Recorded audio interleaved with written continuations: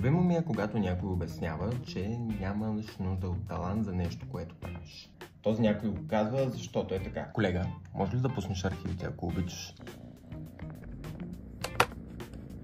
Екраните си, дами и господа, можете да видите художествени произведения от Радослав Атанасов. Това съм аз. От 2018 до 2024 година по хронологичен ред. И това всъщност е доста малка част от нещата, които съм творил през тези години. Всеки има различен стил на рисуване. Аз лично абсолютно никога не съм бил добър в това да рисувам реалистично или пък имам някаква страхотна фотогенична памет, за да мога да правя реплики на рисунки или да се уча по-добре. При мен нещата стават малко по-бавно. Но за сметка на това имам изключително голямо въображение, което е както най-големият ми дар, така и най-големият ми враг.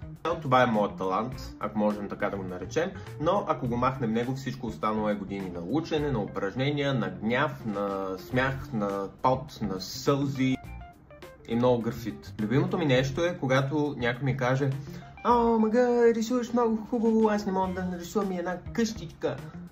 Можеш, не искаш. Колко пъти се опита да нарисуваш къща?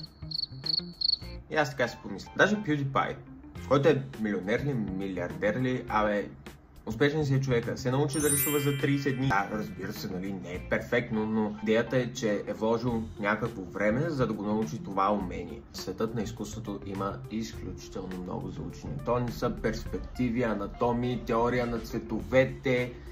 Ако тръгна да изрежда, може и до утре да си остане. Доста хора даже могат да възприемат таланта като обида, ако някой им каже: "Много си талантлив", което е напълно разбираемо, защото таланта не ни прави рисунките.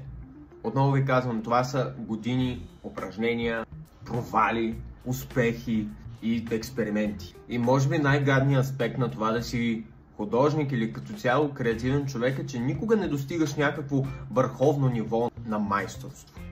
Никога. Абсолютно винаги има какво да надграждаш в дадена сфера. Да, някои хора рисуват изключително красиво, без много да се напрягат. Аз със сигурност не отричам съществуването на таланта. Но, ако наистина искате да се научите да рисувате, да свирите на пиано, да внимавате с фотография и всякакви други креативни дейности, талантът не ви е нужен. Благодаря за вниманието, надявам се да сте разбрали посланието ми. И като за финал можете да кажете вашата гледна точка, дали човек има нужда от талант, за да стане добър художник или не. Оставям на вас споровете. Лека вечер!